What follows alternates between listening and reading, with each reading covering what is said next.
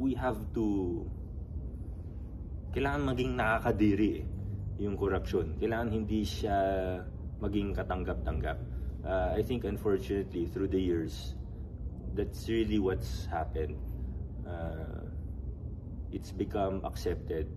Naging katanggap-tanggap siya sa atin lahat. And I think all of us are guilty here. I think and I think that's the first step.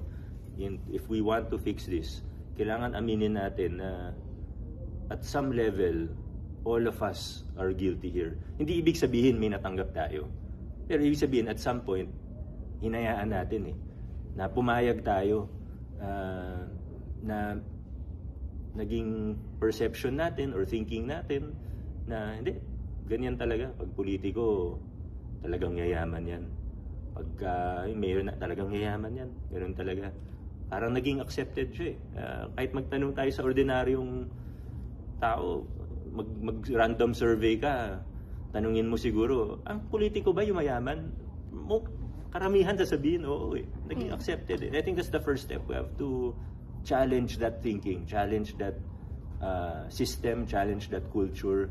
Basagin natin yun. And the first, again, isa sa unang kailangan gawin, pag-usapan natin.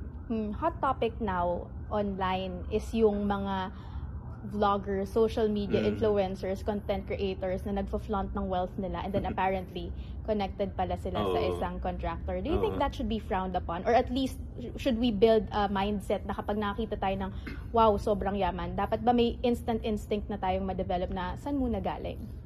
Hirap kasi wala naman masama maging mayaman kung galing yan sa maayos na paraan. Kung pinaghirapan yan, kung pinaghirapan mo o pinaghirapan ng pamilya mo yan, wala naman masama. Of course, as public officials, we have a code of ethics.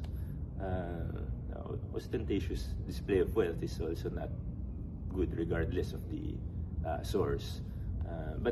Pero siguro yung mga nakita talaga natin na connected sa contractor, sila naman nag-post nun online, di ba? So, bigyan natin sila ng atensyon kung gusto nila.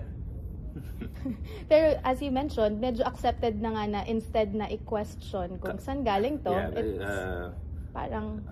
Tama ka doon, talagang yun nga I think that's one proof o malakas na ebidensya na yun na naging katanggap-tanggap siya, parang hinahangaan pa natin. I guess everything that's happening now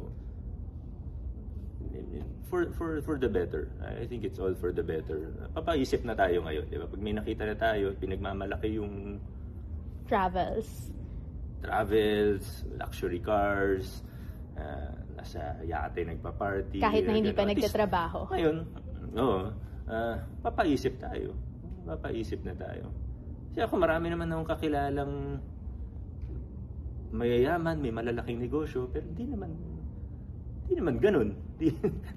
Kahit mga siguro pabilyonaryo na, hindi mo naman ma-afford yung ganun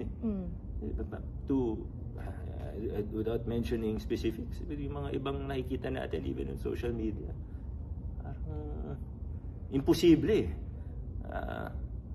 unless hindi pinaghirapan siguro. And branding it as aspirational. Sabi nga, dati ang usong mga kwento from rags to riches. Ngayon daw ang uso ng kwento from rubs to riches. Medyo nakakalungkot. Pero kailangan nga, pansinin natin yung mga ganong kwento, yung mga ganong pagkakataon. Gawin natin siyang hindi normal at gawin natin siyang hindi nakaka-inspire.